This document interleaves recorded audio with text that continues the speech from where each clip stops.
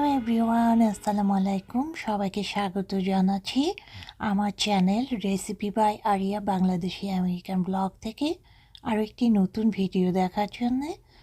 আশা করছি ভিডিওটি শেষ পর্যন্ত আপনারা আমাদের সাথেই থাকবেন।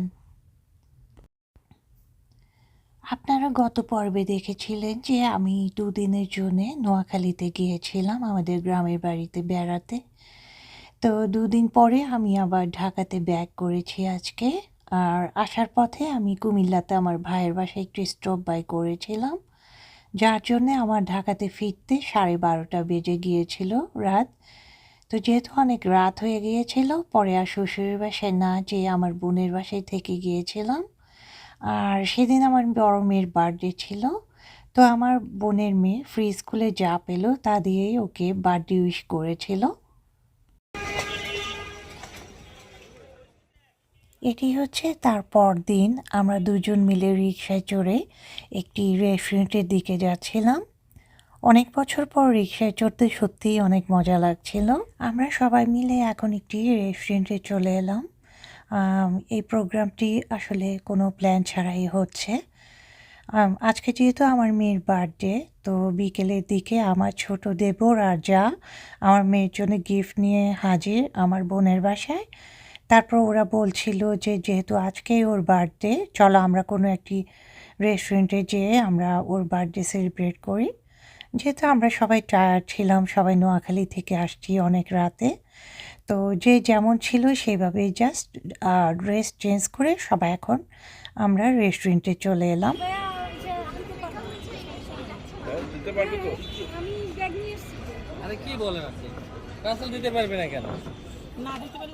যেহেতু আজকের প্রোগ্রামটি কোনো প্ল্যান ছাড়াই হচ্ছে, তার জন্যে আমরা কোনো প্রস্তুত ছিলাম না।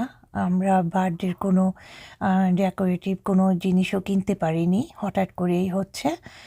তো আমরা এই রেস্টুরেন্টে এসে দেখলাম এখানে হয়তোবা কারো সেদিন বার্থডে ছিল, তো তাদের অলরেডি সাজানো ছিল। ওটা দেখে আমরা অনেক খুশি হয়ে গিয়েছি।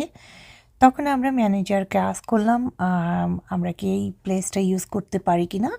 তখন ম্যানেজার বলল যে কোনো প্রবলেম নেই। তারপর ওদের নামগুলি সরিয়ে শুধু দুটো লেটার রেখে দিয়েছিলাম।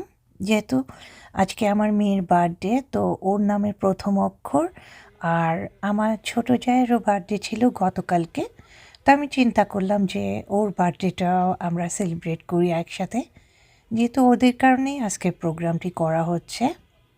তো ওদের দুজনের নামের প্রথম অক্ষর রেখে আমরা মানে সব কিছু প্রস্তুতি নিচ্ছিলাম।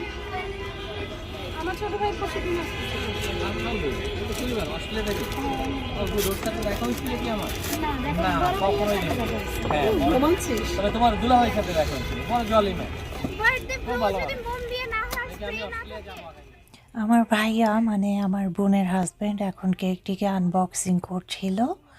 আর এই কেকটি নেওয়া হয় টেস্টি ট্রিট থেকে।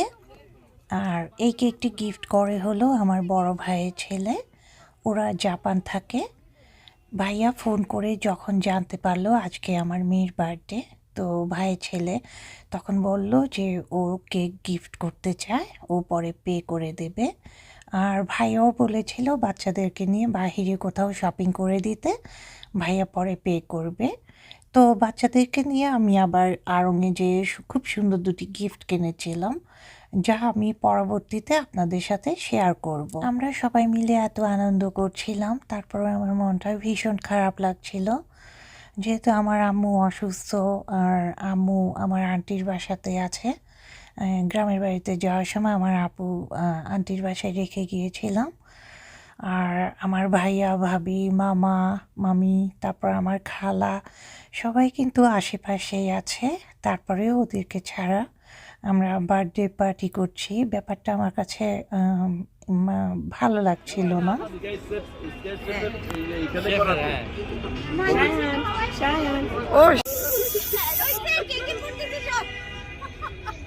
ওকে রেস তো আসলে আগলা করবি না, সুন্দর লাগছে আগলা। Okay ready, happy birthday Akila. আমার বড় মেয়ের সেকেন্ড বার্থডের সময় আমি বাংলাদেশে আসছিলাম, তো তো তখন তার সেকেন্ড বার্থডে আমরা আমার আম্মুর বাসাতে করি। আম্মু তখন উত্তরাতে থাকতেন। তো সেই স্মৃতিগুলি মনে পড়ে যাচ্ছিল। তখন আমার বড় ভাইয়া, মেজো ভাইয়া, সেজু ভাইয়া সবাই ছিল। আমার আপু সবাইকে নিয়ে আমি বার্থডে করেছিলাম তখন। বাট এইবার শুধু আমার ছোট যা আর আমার আপুকে ফ্যামিলিকে নিয়েই করা হচ্ছে। আসো কম কম তুমি আমি আর সায়ানের তোলা উচিত না ফ্যামিলি সবাই হ্যাপি বার্থডে আগে তো চল হ্যাঁ হচ্ছে না কেন এই হচ্ছে না এখান থেকে দিতে হবে হ্যাঁ আজও একটু ওয়েট করতে ওই একটু যে ঠান্ডা হয়ে আছে মনে হয় আমার হাত গরম হয়ে গেছে Yeah. Hold on. আমাকে ওয়েট করতে হবে হ্যাপি বার্থডে আমার আম্মু, আমার ভাই, ভাবি, মামা, মামি, খালা ওনারা যদি আশেপাশে না থাকতেন তখন হয়তো বা এত খারাপ লাগতো না। বারবার মনে হচ্ছিল ওরাই পাশেই তো আছে, অথচ ওদেরকে ছাড়া আমি আমার মেয়ের বার্থডে সেলিব্রেট করছি। ব্যাপারটা আমার কাছে একদম মানে কেমন যেন মনে হচ্ছিল। তারপরেও আমার দেবর আর জায়ের কারণেই এই পার্টিটা সেলিব্রেট করা হচ্ছে। আর আমার প্ল্যান ছিল 1 সপ্তাহ পরে আমরা সবাই মিলে আবার বার্থডে সেলিব্রেট করব। কিন্তু আম্মুর শরীর তখনও ভীষণ খারাপ ছিল আর আমাদের সবার গলা ব্যথা, ঠান্ডা, সবাই অসুস্থ ছিলাম, যার জন্য আর করা হয়নি। আখিলা তুমিও চাচিকে একটু খাওয়াও দেখতে পাচ্ছিস না আরে না ওই পিস যেটা বের হয়ে যাবে ওকে এবার ধর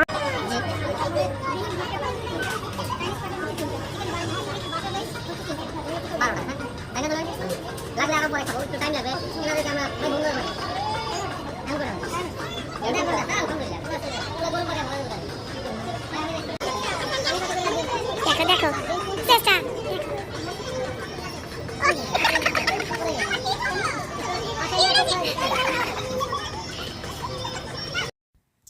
কেক কাটার শেষে আমরা সবাই মিলে একটু ফটোশ্যুট করে নিয়েছিলাম। আর এখন আমরা ওয়েট করছি যে খাবার কখন আসবে। যেহেতু রাত হয়ে গিয়েছে, তো আমরা সবাই মিলে অনেক হাংরি ছিলাম। আকিলার সে শ্রেষ্ঠ না হয় মেয়ে নদী দাও আকিলার শ্রেষ্ঠ একটা তো ভাইয়া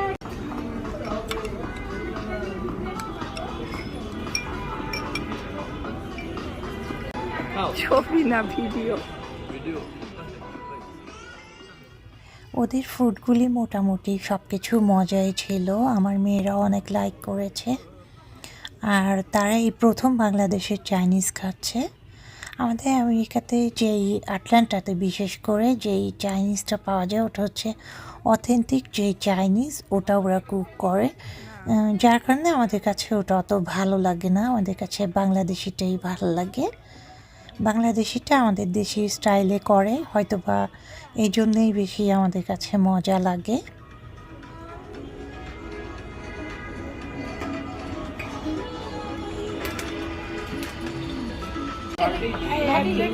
একসাথে করে নাও ওই যে এক একটা এক এক রকম চারটাকে একসাথে করে ছবি তুললে সুন্দর হয়।